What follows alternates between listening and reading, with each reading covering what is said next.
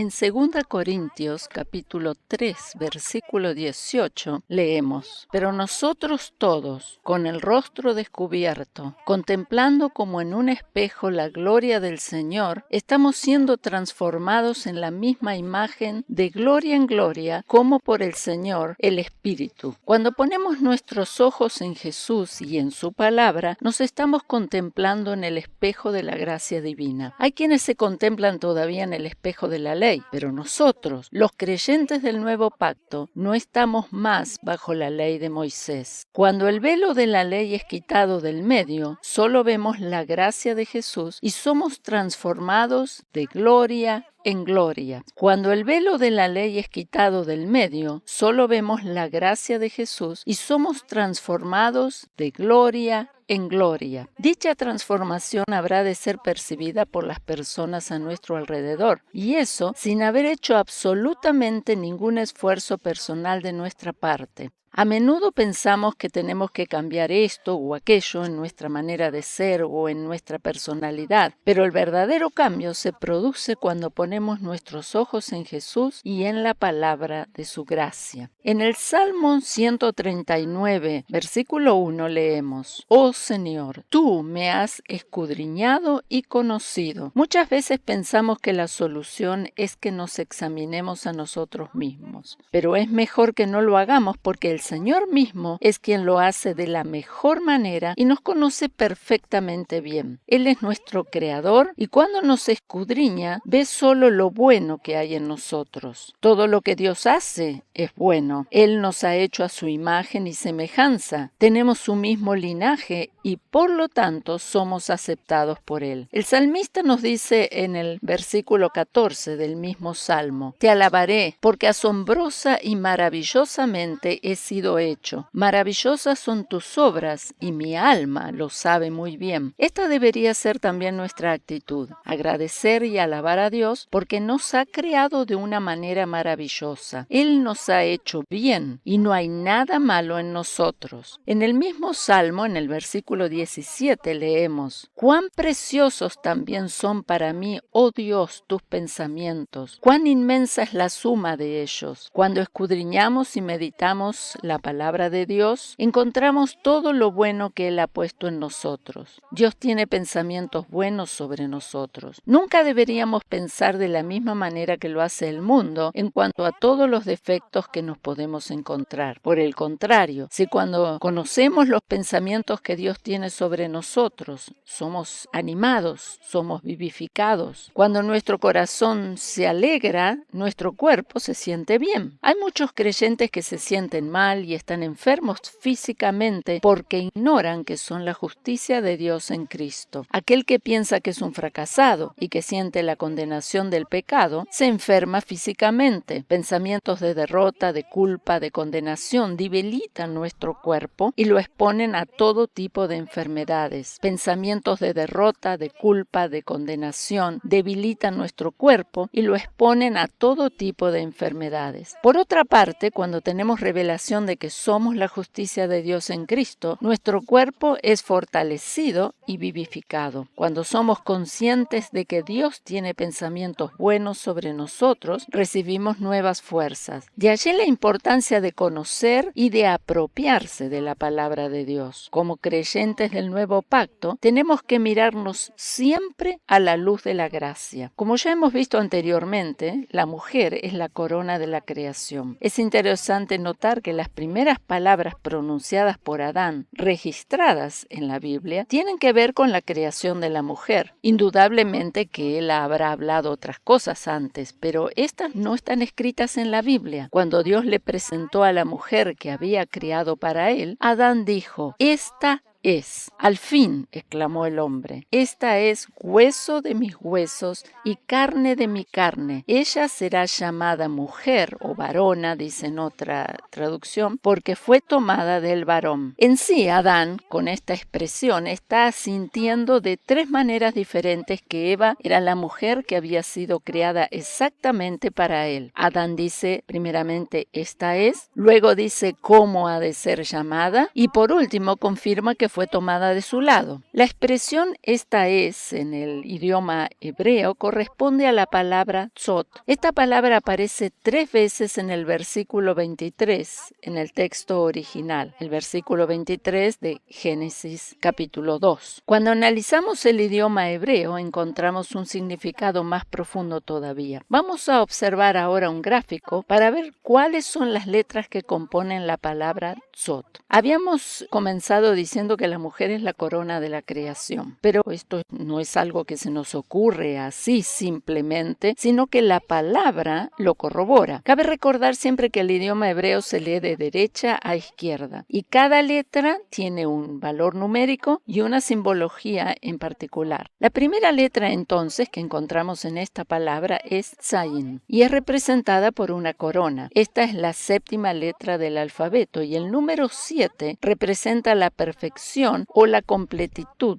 de algo. En la creación de la mujer, el hombre está completo. La segunda letra de esta palabra es la letra Aleph y es representada por un sacrificio. Por último, tenemos la letra Tav, la cual es representada por la cruz. Como hemos visto ya en otras enseñanzas anteriores, cada vez que las letras Aleph y Tav, la primera y la última del alfabeto hebreo, aparecen juntas, representan a Jesucristo, porque Él dijo, yo soy el primero y el último. Por lo tanto, de acuerdo al significado de la simbología hebrea, podemos decir que la mujer es la corona de la creación y Jesús, con las letras que representan su firma, está dándole su aprobación. La mujer es la corona de la creación y Dios la hizo en forma maravillosa, única y singular. Cuando somos conscientes de esto, no tenemos por qué estar comparándonos ni envidiándonos unas a otras. Si estamos bajo la gracia divina, tenemos todo lo que necesitamos y lo más importante, tenemos la belleza de Jesús. A menudo cuando observo cómo los medios masivos de comunicación, los medios, por ejemplo, Facebook, Instagram y todos esos, inducen a nuestras mujeres jóvenes a hacer tantas cosas para realzar su belleza, realmente cuando veo esto me pongo muy triste. Estas mujeres jóvenes o niñas adolescentes carecen de una verdadera identidad. Todas esas cosas que ofrece el mundo son superfluas y externas. La verdadera belleza proviene de adentro y nuestra verdadera identidad la encontramos en Cristo. Tenemos que ser conscientes de esta verdad y no dejarnos llevar por todas las propuestas que el mundo intente hacernos creer que son ineludibles. Naturalmente que es agradable ver una mujer que esté arreglada, maquillada, pero debemos recordar siempre que su verdadero valor e identidad no radican en el arreglo externo. Uno de mis pasajes favoritos se encuentra en Romanos 1:16. Allí leemos, porque no me avergüenzo del Evangelio, porque es poder de Dios para salvación a todo aquel que cree, al judío primeramente y también al griego. El Evangelio tiene el poder de Dios para alcanzar la salvación. El Nuevo Testamento, como ya sabemos, fue escrito en el idioma griego. La palabra que este idioma utiliza para describir el término que en español se traduce como salvación es sotería y significa literalmente rescate y salvación de todo tipo de peligro o circunstancia peligrosa o enfermedad. A menudo necesitamos ser salvados de nuestra manera equivocada de pensar. Cuando escuchamos el maravilloso mensaje de la gracia, recibimos salvación en nuestra mente. Jesús es nuestro Salvador. Él no nos salva de nuestros pecados solamente, sino que nos proporciona una salvación completa. El Evangelio es poder de Dios para salvación. Él nos salva y tiene buenos planes para nosotros. En Jeremías 29:11 leemos lo siguiente, porque yo sé, dice Dios, yo sé los planes que tengo para vosotros, planes de bienestar y no de calamidad, para daros un futuro y una esperanza. El Señor siempre tiene buenos pensamientos y buenos planes para nosotros. Aún en los momentos en que nos sentimos mal, estamos deprimidos, Él nos muestra su amor y susurra a nuestros oídos palabras de consuelo y de aceptación. Es posible que nuestra mente se llene de preocupación en cuanto al futuro y muchas veces no sabemos ni siquiera qué camino seguir y nos encontramos en medio de una encrucijada. Pero precisamente en esos momentos es cuando Él nos dice estas palabras que acabamos de leer. Deberíamos tomar estas palabras en forma personal, poner nuestro nombre allí, apropiarnos de ellas porque fueron escritas para nosotras. Dios tiene buenos planes para sus hijos. Él sabe perfectamente el camino que tiene preparado y éste nos habrá de conducir a un buen destino. Cuando somos conscientes de esto, podemos gozarnos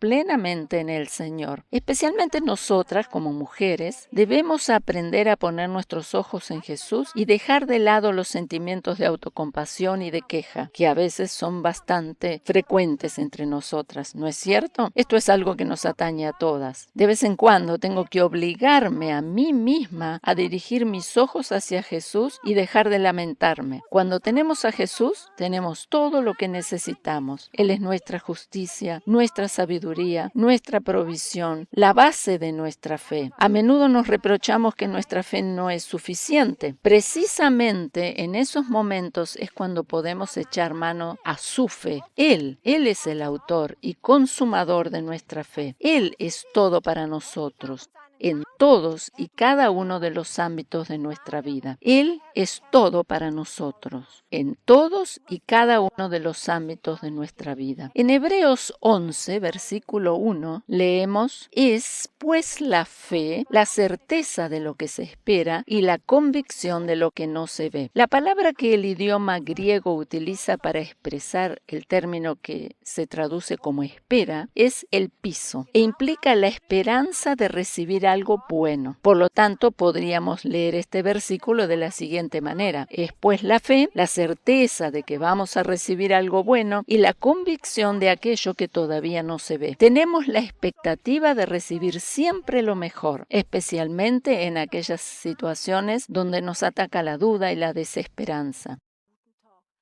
En realidad, deberíamos tener esa actitud todos los días y ya levantarnos por la mañana con el pensamiento de que el Señor nos tiene deparado lo mejor. Esta esperanza no tiene nada que ver con la esperanza del mundo. La gente que no conoce a Cristo puede tener la esperanza de que algo bueno le suceda, pero al mismo tiempo tiene la inseguridad de que esto pueda llevarse a cabo realmente. Nosotros, los creyentes, tenemos una esperanza basada y fundamentada en la palabra de Dios. Por lo tanto, podemos estar seguros que el Señor ha de cumplir sus promesas. Él tiene buenos planes para nosotros y permanece siempre fiel. Por eso podemos confiar en que vamos a recibir lo mejor. Independientemente de la situación difícil que estemos atravesando, confiamos plenamente en que el Señor nos da lo mejor y las cosas cambian para nuestro bien. En lugar de estar hablando de lo negativo que vemos, proclamamos lo positivo que no vemos todavía. La fe se demuestra en palabras, así como lo dice Marcos 11:23. Cuando hablamos, deberíamos expresar con nuestra boca aquello que deseamos que sea. Nuestras palabras tienen un poder creativo. De vez en cuando me doy cuenta que yo misma les digo a mis hijos aquello que están haciendo mal en lugar de pedirles que hagan algo bueno. Deberíamos recordar siempre que tendríamos que proclamar con nuestra boca aquello bueno que deseamos que tenga lugar. Por ejemplo, a menudo cuando nos sentimos mal físicamente, hablamos una y otra vez acerca de nuestros dolores y malestares. En lugar de eso, sería mejor que agradeciéramos por la sanidad que Cristo logró en la cruz a nuestro favor. De esa manera, estaremos proclamando lo bueno que habrá de tener lugar. En relación a esto, desearía ahora compartir con vosotras una parte de mi testimonio personal. Yo nací en un hogar donde se practicaba la religión católica y ya, desde pequeña, aprendí que tenía que ir al confesionario para confesar mis pecados al sacerdote, quien supuestamente me los perdonaba. Estoy completamente agradecida por el hermoso hogar que tuve. Nunca me faltó absolutamente nada y hasta el día de hoy mantengo una buena relación con mis padres. Sin embargo, en cuanto al tema de la fe, no tenía demasiado fundamento. Cuando llegué a los 16 años de edad, conocí a un joven con el cual mantuve una relación amorosa por espacio de 10 años aproximadamente. Mi deseo era casarme, casarme y tener hijos siendo joven, como era lo más lógico del mundo. Sin embargo, esto no fue así y fueron pasando los años. Cuando llegué a los 25 años de edad, conocí al Señor Jesús como mi Salvador personal y mi vida cambió radicalmente. Mi deseo hubiese sido que mi novio conociera también a Jesús como su Salvador, pero esto no fue así. En ese sentido, yo solo le podía extender la invitación, pero de ninguna manera obligarlo a hacer algo que él no deseaba. Aunque al principio nos mantuvimos juntos, yo me fui dando cuenta que nuestros caminos iban tomando rumbos completamente diferentes entre sí, hasta llegar al punto en que nuestra relación se rompió y nos separamos. Yo seguía deseando tener hijos y pensaba que ahora que había conocido a Jesús, él iba a ayudarme a conocer rápidamente a otro hombre con el que me pudiera casar y tener aquellos hijos que tanto deseaba. Si bien yo había aprendido que Dios siempre tiene algo mejor para sus hijos, yo amaba realmente a aquel hombre y sinceramente pensaba que no podía haber otro mejor que él. A pesar de mis planes y de que confiaba plenamente en el Señor, los años fueron pasando y yo iba envejeciendo y el hombre de mis sueños no aparecía. Muchas de mis amigas y compañeras de trabajo se asombraban de que esto fuera posible. Me decían que ya tenía edad suficiente como para casarme y formar un hogar y se esforzaban por intentar encontrarme el hombre ideal. En todo ese tiempo de espera conocí naturalmente a algunos posibles candidatos, pero en lo profundo de mi ser yo sabía que ninguno de ellos era el que realmente el Señor tenía preparado para mí. Sinceramente hablando, y como es lógico, yo me sentía muy sola y después de haber vivido tantos años en una relación amorosa, echaba mucho de menos la compañía de un hombre que me brindara cariño y protección. Pero así todo, sabía que todavía no había llegado el momento justo para ello. A raíz de mi propia experiencia, deseo decirte que el tiempo de espera no es tiempo perdido. En todo ese tiempo de larga espera, muchas de mis amistades me alentaban diciendo que los mejores años se me estaban pasando. El Salmo 103:5 nos relata o nos muestra una maravillosa promesa. Él, o el Señor, es quien colma de bienes tus años para que tu juventud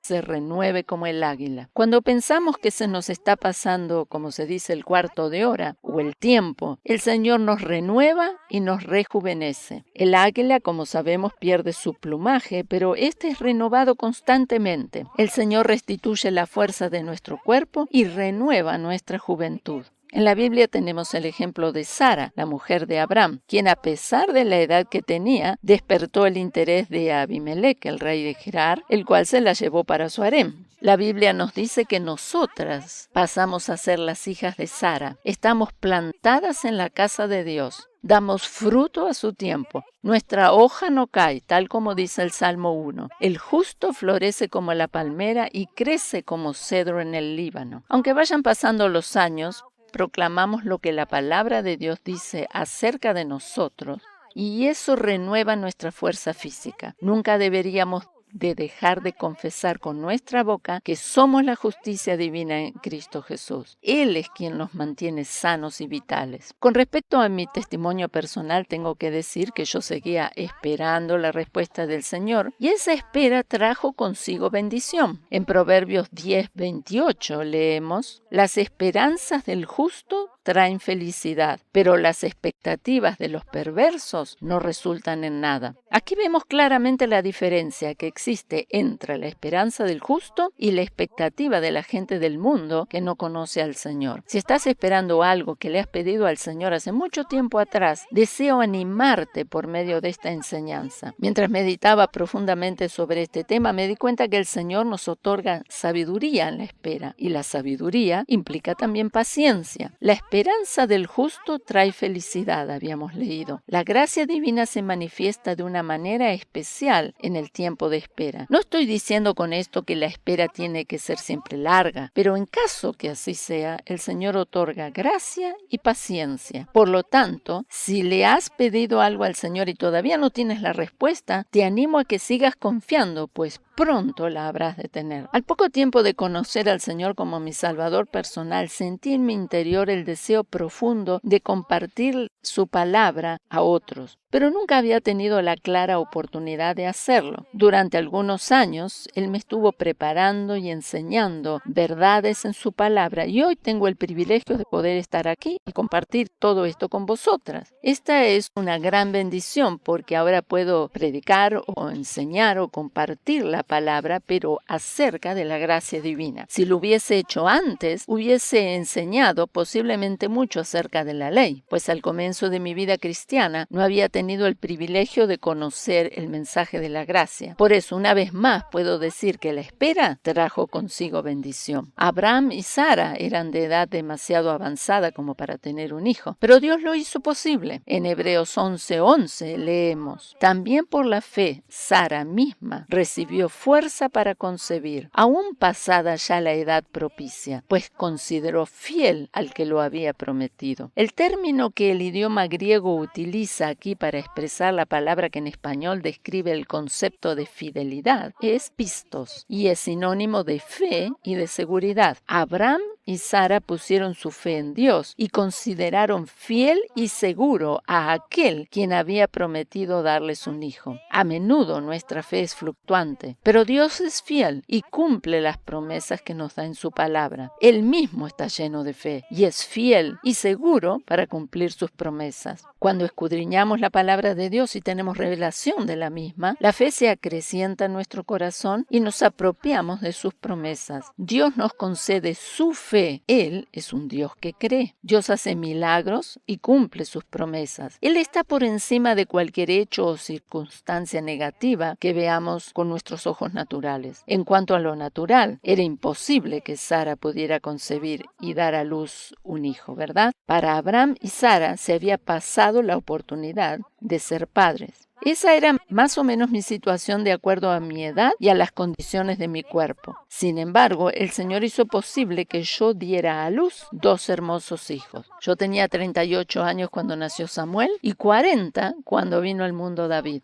En el mundo hay situaciones o condiciones por las cuales es imposible que las promesas de Dios se puedan llegar a hacer realidad. Por ejemplo, un diagnóstico médico, una pérdida de empleo u otras circunstancias. Sin embargo, aun a pesar de esas cosas negativas que para el mundo pueden incluso ser una realidad, las promesas divinas van mucho más allá que todas nuestras imposibilidades. El Espíritu de Dios siempre confirma la palabra y de ninguna manera los hechos o circunstancias humanas. El Espíritu confirma la palabra y ella es la verdad. Por lo tanto, por encima de toda situación imposible, por encima de un diagnóstico médico negativo, deberíamos proclamar siempre lo que la palabra de Dios nos dice al respecto. Volviendo a mi testimonio personal, después de una larga espera, el Señor me premió con mi maravilloso esposo y después que nos casamos, deseábamos naturalmente tener hijos. Como ya había mencionado antes, por mi parte hubiese sido humanamente imposible porque yo padecía de un problema hormonal que me impedía quedar embarazada. El diagnóstico médico corroboró una vez más la imposibilidad de tener hijos, a menos, dijo, que sucediera un milagro. Yo nunca había tomado demasiado en serio este diagnóstico médico, pues al fin y al cabo estaba sola y no pensaba tener hijos en ese momento. Pero ahora que tenía al esposo anhelado y que deseábamos ser padres, las palabras de la ginecóloga golpeaban nuestros oídos como una terrible realidad. Yo no solamente tenía el problema hormonal, sino que humanamente visto, había pasado la edad normal para poder ser madre. En aquel momento, a pesar del diagnóstico médico, tuvimos que decidirnos por darle más crédito a la verdad de la palabra de Dios, y Él fue quien hizo posible y nos bendijo no solo con un hijo, sino, como ya lo mencioné antes, con dos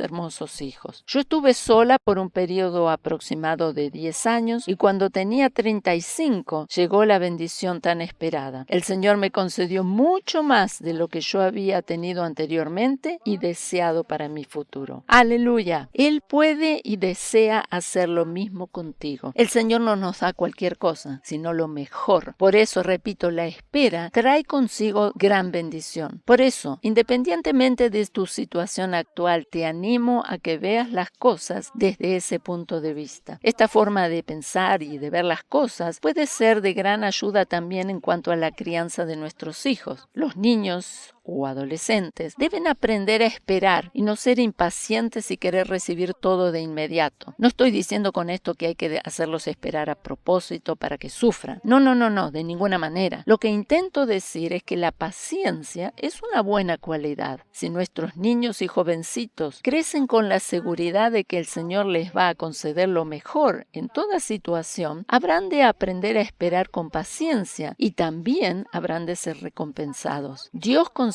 gracia y fortaleza en el tiempo de espera. El aspecto positivo en todo el tiempo en que yo estuve esperando la respuesta divina es que pude dedicarme de lleno al estudio de la palabra y a la oración. A menudo nosotras como madres y especialmente como mujeres casadas estamos ocupadas con tantas cosas a la vez que no nos queda tiempo suficiente para el estudio de la palabra y la oración, ¿verdad? Por eso digo que a pesar de la larga espera, fui grandemente bendecida y el Señor me preparó para lo que hoy estoy viviendo. Yo no conocía mi futuro, pero el Señor ya lo había preparado. Él siempre nos concede mucho más de lo que podemos pedir o entender. Naturalmente que Él se alegra cuando le presentamos nuestros deseos en oración, pero nuestra mente es muy limitada. No sabemos a veces cómo pedir o nuestra visión es muy limitada, pero Él es quien conoce los deseos de nuestro corazón y nos da mucho más abundantemente de lo que pedimos o entendemos. Y ya que estamos hablando del tema de la oración, deseo acotar que hay una gran bendición en la oración en lenguas. Este es un regalo que Dios le ha concedido a los creyentes y lamentablemente es muy menospreciado. El enemigo no desea que lo pongamos en práctica porque es un arma muy poderosa. El diablo siempre habrá de tratar de presentarnos las bendiciones divinas como algo malo o inapropiado para nosotros, intentando de esa manera bloquear el maravilloso plan de Dios para nuestras vidas. Por esa razón, si tú no has recibido todavía el bautismo del Espíritu Santo con esa señal inicial de hablar en lenguas, puedes pedirle a Dios que te lo conceda y Él lo habrá de hacer. El Pentecostés es la señal por excelencia del nuevo pacto de la gracia. En cada una de las diferentes dispensaciones de la historia, Dios ha tratado con sus hijos por medio de una señal de pacto. La señal inequívoca del nuevo pacto de la gracia es la oración en lenguas. Todos y cada uno de los creyentes, sin excepción alguna, pueden recibir este maravilloso regalo. Cuando oramos en lenguas, estamos haciéndolo en el Espíritu y pedimos a Dios por encima de nuestro entendimiento humano ilimitado y el Señor actúa de acuerdo a ello. La oración en lenguas está por encima de nuestra naturaleza egoísta y limitada y pide a Dios de acuerdo a lo que el Espíritu Santo sabe que es mejor. Nosotros no sabemos pedir como conviene y por eso el Espíritu nos ayuda en nuestra debilidad. A menudo cuando oramos con nuestro entendimiento, comenzamos proclamando las promesas divinas, pero terminamos hablando de nuestros propios deseos e intereses egoístas. Yo no estoy diciendo con esto que la oración con el entendimiento esté mal, sino que cuando oramos en lenguas, lo hacemos en un nivel muy superior y pedimos de acuerdo a la voluntad de Dios. El Espíritu Santo no conoce límites y sabe qué es lo que nos conviene. Él concede los deseos de nuestro corazón mucho mejor y mucho más abundantemente de lo que nos podemos imaginar y o esperar. Amén.